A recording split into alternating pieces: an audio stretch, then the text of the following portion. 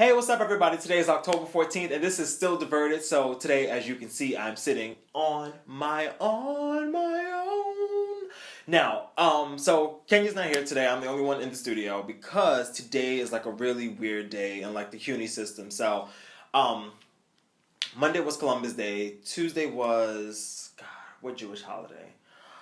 Rosh Hashanah? I think it was Rosh Hashanah. So Tuesday's Rosh Hashanah, Wednesday's Rosh Hashanah. Yesterday was a regular day in CUNY, and then today, Friday, is I think a Tuesday schedule in CUNY. So it's like this whole like weird, configuration, conversion day or whatever. So anyway, so even though it is Friday, for us in the real world, us that go to CUNYs, it is actually like a Tuesday, which is super fucking annoying because who wants to be in class on a Friday? But anyway, that's neither here or there. So So today we're doing a special show. Some will call it a best of, we'll call it a compilation because all of these clips are being spliced together to be a new show. So it's a new show. It's not really a best of. So the name of this show is titled Sick of Y'all's Shit. Sick of Y'all's Shit. And pretty much it is a bunch of clips from Still Diverted where we are either upset or sick of people's shit. So yeah. Easier said than done. So this first clip, let's jump right into it. It comes from, first, the reason why we decided to do this compilation show instead of not just doing a show at all, which is what we usually do sometimes, is because the past couple of weeks and months more so, like, a lot of you all have been really showing out and really showing support. So we've been getting like a lot of new subscribers. So thank you if you're new to the channel. If you've been here for a while, then I guess just enjoy these clips from previous shows.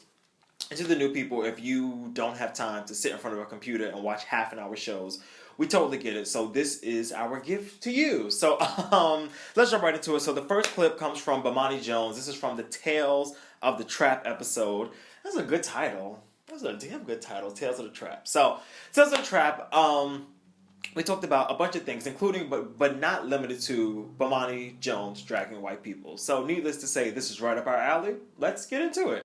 Alright, so let's jump right into this. So, Bomani Jones is an ESPN journalist. He was on ESPN this past week, and he popped up on TV with this shirt right here. I love this too. I love it. So, his shirt says Caucasian with a little white man on the front with a dollar sign coming out of his head. Donald Trump when he was like 15. Which is exactly. So, this is supposed to be not a spinoff. What's the right word? A playoff, I guess, of the Indiana. I think of it as a comeback, but go ahead. Oh, a comeback, most indeed. Yeah. Of the Cleveland Indians. Is that the team? We don't talk sports around here, but the Cleveland Indians. So, which is the baseball team, and the mascot for the team is an Indian with a feather in his hat. An Indian, right? With the feather in his hat, and for many years, there's been a lot of talks about, this is offensive, this is not appropriate. They need to change the logo, they need to change the mascot, and Cleveland is just like. Even I heard like in their whole time, like that's where the people were buried, like under that stadium. Oh really? And stuff like that. Yeah, I've heard that, but I don't know if it's true. So everybody except the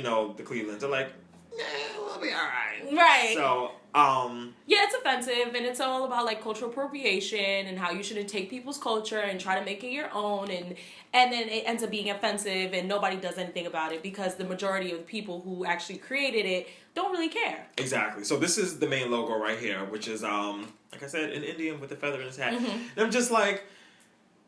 So the whole story is that ESPN was upset with Bomani. They were like, "Oh, we need you to cover up your shirt. This ain't gonna go down here." And I think Bomani ended up putting on like a hoodie or zipping it up halfway up. Yeah, right. But he complied? I guess just to comply enough because that is still his employer and he still got to feed the little Joneses in the house. So. And the demographics for ESPN, we all know, are male, but it's usually white male. So. Yeah, but a lot of black men watch ESPN now. No, I totally male, definitely male men of color. I'm sure 24/7 ESPN, but yeah. So they say ESPN freaked out. I have no problem with this because I really practically look like this man. Well, but I'm just I have no problem with this. I'm just because don't look at my. Go ahead. Well, now everybody's going to look because you brought it up. The fact that, the people that are on the side of, the Cleveland team to be like, oh, I don't understand, why people think this is offensive and so on and so forth. And then, for him to come up with this shirt and then ESPN to be like, cover it up, that's not cool. So I'm just so you should also be against the actual team mascot logo. And it's just and you're not. So I'm just And you're not. But and we can't force you to be. It's very typical. We don't want to be those people who ask like silly questions like, why is there racism? And why can't we all just get along? You know why, baby. You know why. Yeah. So, and I think it came down where Bomani. Ain't no Bomani. Fine. Say Bomani. So stupid. Go ahead. I just like that he knew what he was doing, and I guess he came into work like, you know, I'm still gonna keep the shirt on. Like, they're not gonna tell me to take my shirt off. And if they really tell me to do that, I'm gonna flex on it. Because I'm working the closing shift and they can't get nobody to come in this late. So I'm staying at work regardless. Whether I'm late or not. Personals. But that's what's up. 2 points for you, Jones. Exactly right. Alright, still need to get me one of those t-shirts because it is pretty dope and I'm here for it. So, alright, moving on. So the next clip we're gonna get into is a bit of an emotional one. I'm actually sitting in Kenya's seat today because I wanted to feel like her. I wanted to embody her spirit. I wanted to be a strong black woman. So this clip comes from the Damn It Nate Parker episode where Nate Parker was accused of rape. As we all know, Birth of a Nation just came out this past Friday. Y'all did not support it. The box office numbers were not really that good. I didn't support it because I was in bed sleep because I had 5 days off in a row. So why would I leave the house? But a lot of y'all didn't support it. But this is the week that the allegations came out. And Kenya let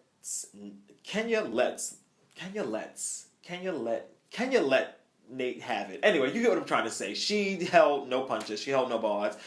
And it was a bit of a rough one. So let's get into it. All right, so Nate Parker. Nate. Where do we even begin with this story?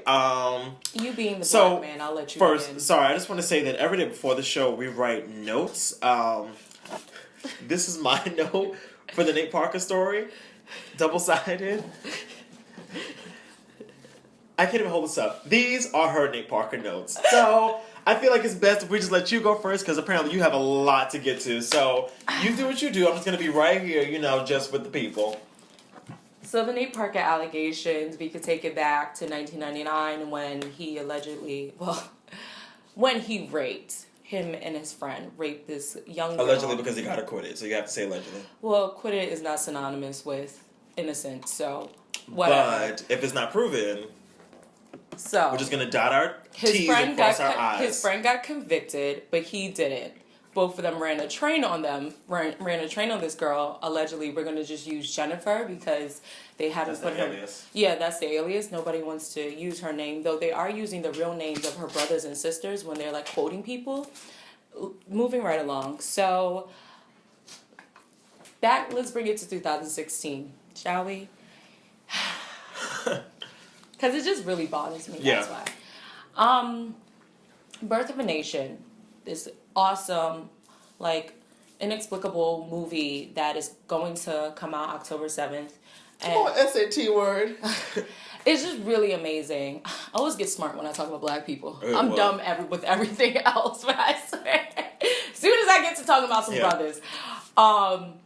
And it's just an amazing movie about Nat Turner back in 1831 Virginia. Before he was even this leader for black people, he was this little boy who was just studying the Bible to become a preacher for fellow slaves. But his master was making a profit out of it. And as Nat Turner got older, he was like, you know what? I'm going to make this about my people and I'm going to try to emancipate my people. So, moving along, Nate Parker makes a movie about that, and it's just a beautiful movie because usually the movies that we get out of slavery are just black people. It's like a narrative about an angry black woman, or a brothers in a gang, and then one goes to jail, one dies, or just the typical slavery movie. Oh, when you said black was, I automatically heard slave movies, and I was like, what slaves was in a gang? Oh, no, it's just black movies in general, or it's just slavery and, somebody getting raped, somebody getting killed, which is a lot of... You know the stories. Yeah, you guys know the narrative. So, thing about this movie is that it's talk about the freedom of black people and how the revolt. Exactly. Ooh, the revolt. The revolution is very real and that how we did fight back.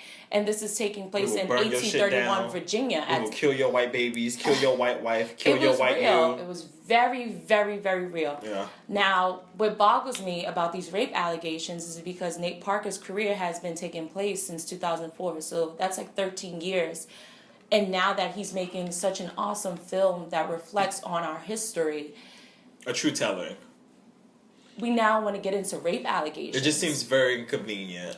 Very inconvenient. Especially because this is like, not only is this a dope movie, but the way he produced this movie is like very dope. Like it was, I think he funded all of the money himself and then sold it, I think, to Sundance for like $17.5 million. Like really came up on this whole situation. And the fact that I feel like, while the rape allegations are what they are, I just feel like it's very convenient that, as soon as, a story like this, is bubbling. Because when does Birth of a Nation even come out? October 7th. Okay, which is, very convenient. And we've been talking about 2 months out forever. So I'm just like, it just seems very convenient, that now all of these publications have decided to, pick up this story, run with this story. And it's just like, I don't understand why it's just bubbled to the surface because... I understand why. Well, I don't understand why because this happened back in 99. Right. The girl killed herself. When was it? 2012. 2012. So even from 2012 to now, it's already been 4 years since the girl has killed herself. So I'm just like, I just find it very odd, quote unquote, that it's just like, now that this all bubbles. Made page 6. Exactly. Now this all bubbles to the top, of the surface. So I'm just like, Just getting into the background, one day she's hanging out with these guys and just like to...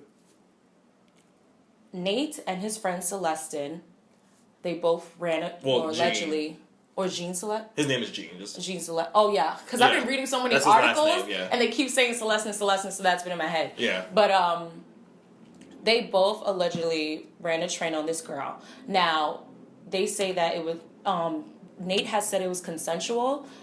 They found that he was acquitted. Please stop banging the table. Sorry, they found that. Yeah, I was trying to do it in a subtle way. I was like, there's no subtle way. Just stop banging the table. They found that he was acquitted and his friend was charged in 7 months, but they allowed him to graduate first and then go to jail. But the thing is... And then Nate ended up transferring to another school in Oklahoma. Yeah, mind you, Nate had a scholarship at Penn State, so that kind of messed it up for him. They were both on the wrestling team together. Both got suspended from the wrestling team. And it's just But the things is about this girl is that with the whole rape allegations is that she had trauma to her cervix. Even a doctor has said prominent blood vessels in her upper cervix could be related to inflammation from from an infection of some type. So she ended up getting an STI as well, sexually transmitted infection. And I don't think we had to define an sorry, STI. STI. You guys know what STI is, right? Yeah. Good job, guys. So it's like she got raped, she was going through pains, she had to take pills for it, she ended up getting STI. And then on top of that, allegedly, they were harassing her and housing her throughout the campus. Jean and Nate had created this organization. They launched an organization called the Black Caucus, and they were had people just knocking this girl down around the campus, saying oh, she's just a white girl crying. Yes, she was white. She's a white girl crying rape. And at the time, it was still taboo for black and white to be together, especially on college campuses. If you've never seen the movie The Higher Learning, you should definitely check it out. But it's just, I've never seen it. You never seen The Higher Learning with Tyra Banks in it? Why would I watch anything with Tyra Banks in it? Why the fuck would I? I think it was Tyra. It's just fucked up, y'all. It is fucked up. It's just really, I didn't want to do this.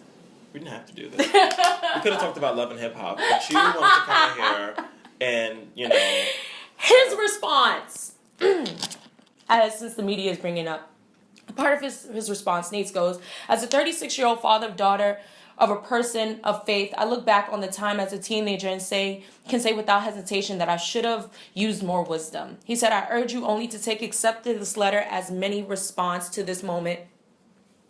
And he said, a young woman ended her life several years ago, and I'm filled with sorrow. And as you can tell, all of this is legally worded. And he can't apologize because if he apologizes, then that means he's wrong. That means or he's admitting that he did it. He's admitting that he did it. And it's just damn, son, after all these years, after more than 10 years, you're still worrying about yourself. Because even back then... But what do you want him to say, though? I'm sorry. He can't even do that. See, but okay. He can't even do that. Okay, two things. First, I don't think he can say I'm sorry. He can't. Because he can't. Can I speak? Can I have a voice? Goddamn. I gave you the last 15 minutes. I feel like shit. Go ahead. I feel like now you made me lose my train of thought. Okay, why can't you say sorry? Okay, first I feel like if he says sorry, that means he has to agree that he did something wrong. But maybe he feels like, or maybe he didn't rape her. Maybe that's his. Why are you looking at me like that? Because according to the transcripts, when he called this girl, the girl said, "I'm pregnant," because she was trying to find out who the other person that was there that raped her, because she knew it wasn't only him. Mm-hmm. Finally, he goes, "Okay, hold on." He picks up the phone and gives it to Jean, and he goes, and that's when Jean apologized and say, "I'm sorry, da da da da da." We should have put that in the fucking narrative. I didn't know that. I'm telling you that he raped her. And still, and we can both agree that after a long time, why is this all coming up? Why are we still doing this? But after a long time, why is it that you're still concerned about your well-being? A girl killed herself, and she left her son behind. The least you can do is say sorry. And I feel like for somebody creating a film about slavery, and we constantly deal with black injustices within this country, and we always talk about reparations as well. But the beginning of reparations within the United States of America, the only way we can get that is if they acknowledge that they fucked up within the last 300 to 400 years in this country. The only way we can get any type of something is if they acknowledge it. And just like this rape case, Nate Parker, out of all people, you should understand that acknowledgement is the key. We can't make any kind of financial, economical, political decisions unless we say, "I'm sorry. I apologize. I fucked up. I understand." Moving on. Let's take a break. Let's take a break. We're going to take a break. Let's take a break. Moving on. Oh, my God. Not that I'm keeping score or anything, but I just want to say that if we're going to count the number of times that Kenya has cried on this show and I have cried on this show, I think the number now might be 6-1, with me being the one, because I've cried one time on this show. I'm not going to tell you which episode, so if you want to go look back through the crates, you can probably try to find it, you can find it, but it'll be difficult. It'll be very difficult. But yes, all right, anyways, let's lighten up the mood. So, this clip actually right here, we don't really drag anybody. We're not sick of anybody's shit, but it is a funny clip, and somebody else gets dragged. So, we'll give this one to Miss Skai Jackson. So, this comes from the episode, A Hop, Trick, and a Drag, very appropriate. And it is the Skai Jackson and Azelia Banks beef. So, this also features one of my favorite clips called Diversion Theater, where I play... Who did I play? I don't know. I play somebody. Kenya plays somebody. But let's just lighten the mood from that last clip. Take a look. So Azelia Banks popped up on Twitter this past week. And she decided to take some shots at Zayn Malik? Right. However you say the young man's name. So Zayn put out a new album recently. And pretty much Azelia was saying how he was plagiarizing her music. And, it was he's stealing my sound and so on and so forth. And... Now, I don't know if Zayn actually wrote back, but he didn't, right? No. But everybody else that's 14 years old wrote back. So they're all like, "We hate you, shut up, you dumb whore, blah, blah, blah, blah, blah, go kill yourself, we're going to find you and rape you in your house." These kids don't play online. These kids really don't play on... Unacceptable. Exactly, right? So, Skai Jackson, my new favorite 14-year-old, no shade to any other 14-year-olds I know, but my new favorite 14-year-old jumped up on Twitter and was like, Azelia Banks just needs to simmer down a little bit. And Azelia went crazy. So, it is now time for Diversion Theater. I will be playing the role of... Who am I playing? Azelia Banks. Okay, I'm playing the role of Ms. Banks, Vivian Banks. And I'm going to play Skai. Exactly. All 3, 2, 1, action. Okay. Azelia Banks needs to simmer down a little. And you need to grow some hips and start your... What is menses? She said start your menses. I don't know what that means. Your menses? Your menses? I don't know what that is. Don't understand. Maybe it was a typo. And stay in the child's place. When a no-hip having 14-year-old has more class than you, worry about your career and get one. Peace sign. LOL, says the Disney Channel reject. You know, don't like girls your color. Enjoy it while it lasts, boo-boo.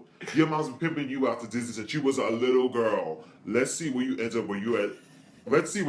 up at like 21. Bye. I had a career before Disney, and I'm sure I will after. And I know I won't turn out like you, bitter and miserable. Fix your life, and I'm sure my mom did way better than yours did. You give black women a bad name. I'll be praying for you. Never heard of you before. Never seen you on TV. You aren't even a star. You aren't even a topic, little girl. You're a meme. Like, This wasted conversation is helping your career. Bye, honey. Kissy emoji. Now, that was corny. Go fix your edges before you come at me. Hashtag bye now. Hide behind your weaves much? And a meme with 2.3 million Instagram followers. My meme is more relevant than you are. Now that's sad. Bye, Twitter troll. bitch, let me tell you. All right, and our final clip is just from Labor Day, like a little over a month ago. It is the Colin Kaepernick. I keep screwing up his name. Is it Kaepernick or Kaepernick? Colin Kaepernick. Colin Kaepernick. Colin Kaepernick. Colin Kaepernick. I'm trying to say it in like a ESPN like reporter voice, but I can't hear it either way. Anyway, so this clip comes from when Colin Kaepernick first decided to or continued to boycott the national anthem. People were very pissed. They were yelling at him. We were yelling at them. It was a great moment here on Still Diverted. So, let's get into it. Colin Kaepernick. Is his name Colin? Did I just make that up? Colin? Is his name Colin Kaepernick? Well, Kaepernick. We could just say Kaepernick. Because as you saw from the Beyonce clip that we love to talk sports around here. So Kaepernick's black ass is still sitting and I'm all the way here for it. So if you aren't familiar, let me catch you up really quickly. So Kaepernick is a quarterback for the 49ers. He sat during the national anthem at, I believe, game 2 of the pregame season or whoever that works in football. So he released a statement. He says, "I'm not going to stand up to show pride for a country that oppresses black people and people of color. To me, this is bigger than football, and it would be selfish on my part to look the other way. There are bodies in the street, and people are getting paid leave and getting away with murder." So obviously the bodies he's talking about are, senseless killings, but ideally senseless black killings from the police in America, because that's what the world is today. And NFL released a statement about, Kaepernick sitting throughout, these national anthems. They says they're with his decision. And, well, they didn't say that. They are with his decision, but they said players are encouraged but not required to stand during the national anthem. Fast forward some more. Last night, Eric Reed knelt with Kaepernick during the national anthem, and the Seahawks cornerback, is there such thing as a cornerback in the NFL, which I didn't know. But the Seahawks cornerback, not a quarterback, but the corner. Oh, cornerback. Is this a corner? That's a shoulder back. Jeremy Lane sat on the bench during the national anthem. So, white people are mad because Kaepernick is not standing up for the national anthem, and The only flag that matters on this show is this flag, okay? Hey, stop, wait. I have a flag too. Don't do that. So they're mad, and we lit. So, we lit. What you think? I just want to say shout outs to Kaepernick, and I talked to Malcolm about this before the show started, that people have their feelings about Kaepernick personally, that he's a jerk, that he's an asshole, that he's a dick, he has this past, he has that past. But that means nothing, right? That means nothing in this, in the case of him standing up for black injustices, and he's doing it on a platform that is mashed. Or I can't find the word right now, but that is filled with final answer. So many non-blacks, and but so many blacks who are actually playing. Okay, yes. The players are black. And I think that growing up, I've never experienced this or seen this, or maybe I just didn't pay attention to it. But now I'm seeing more black athletes saying, yes, I'll play your sport. Yes, I will have fun at this game. But know that when I get off this motherfucking court, I am still a black man. I was black before I started throwing this ball. I'll be black when I stop throwing this ball. That's what it boils down to. Yeah, hello. And I'm just like, and I feel like white people in this country are always just going to be upset about some shit. Because when we protest angrily and burn shit down and, block up traffic, they're upset. When we protest silently and just sit the fuck down and just mind our black ass business, they're still mad. Like, black people in this country just can't sit. Like, Rosa Parks sat, they got pissed off with her. We sat in sit-ins, they got pissed off with us. Colin Kaepernick is sitting, they pissed off at him. Commencement is in 10 months. My black ass will be sitting for the national anthem. And I wish somebody would say some shit to me. A black ass City College in motherfucking Harlem. I will call my cousins from 145th and we will drag y'all asses out here. Go ahead, say what you got to say. I was just gonna say, on a lighter note, shout outs to veterans for Kaepernick, for all the veterans who have... First, I love this. I Because love the people it. that was just like, he's disrespecting this country, he's disrespecting our veterans, and veterans were like, well, hold the fuck up, bitch. I actually have no problem with this gentleman. I don't. I Not at all. actually feel the same way he feels. I just don't play football, so you don't know who I am. Right, and there have been several tweets that have been retweeted, shared, quoted, and they were all amazing, but this one tweet that stuck out the most to me. Mm-hmm. So, shout out to David. He goes, wow, what a pompous human she is. Talking about Tommy Loren. So if you don't know who Tommy Loren is, this girl had the nerve. Pompous. What? You said pompous. Pompous? Pompous. Pompous. Oh, now you have an accent. Oh, it's Labor Day, so now you have an accent. Any other time, ass is clear Christopher Columbus ass English. But today she has an accent, you all. Shut up! Oh my God! Tommy Loren was like, "What about this school? And what about the I veterans? wish I would stop What bringing about?" up her fucking name. I can't stand that. Yeah, woman. and I wish people would stop Ugh. replying to her. She's No, for really real. not. Like, she's such a fucking troll. She's just a young girl who we're just responding graduated. to her right now. Sorry, just Yeah. read a quote. So, I'm not gonna read the whole thing, but just like to hit the pinpoints. He goes, there's a difference between American pride and American arrogance. I didn't join the military for a song, a piece of cloth, and regardless of the high reverence I hold them in. I joined to protect the rights that he acted under. Talking about Kaepernick. You claim to support freedom of speech, but run your mouth like an immature girl when you don't agree with how someone expresses themselves. He sat in a peaceful... I'm going to end up reading the whole thing. Mm-hmm. He sat in a peaceful protest because he felt motivated to exercise his First Amendment right in response to how grievous social issues are. That's un-American? How? I'm sorry, I didn't realize we were emulating North Korea. You better talk that shit, because they motherfuckers over there. It's a problem. Just kidding. Love you, North Korea. Don't bomb us. Don't bomb. I want to live. That's not funny. But it That's is true. That's not funny. How did you open your mouth under the false, what is this, geese? I don't know. I didn't major in English. To betray... Where? Sound it out. To berate anyone for exercising their rights as penned with quill ink by our founders. Rights and brave men or women bleed, die for. The foulness you just spewed is an insult to true patriots and to the sacrifices that many have made. So, Tommy, you can sit down. Racist, you can sit down. White supremacists, you can sit down. You can join us and sit down. We have this seat right here. It's not that serious. We could stand and do this show. I can get up. But for what? Oh, you're not getting my seat, bitch. You better bring your own seat. When we go to see Luther Vandross in the park... we go see. I hate you so much. Why would you ever go to a park concert? You gotta bring your own chair. Yeah, you gotta bring your own chair. Shout out to Lincoln Field. Just like that. All right, just like that. We're here at the end of the show. So that was a special edition of. I'm gonna do it in the Barbara Walters voice. That was a special edition of Still Diverted. Tired of. That's not really Barbara Walters. Okay, I'm just gonna stop there right now. So anyway, that was tired of y'all shit.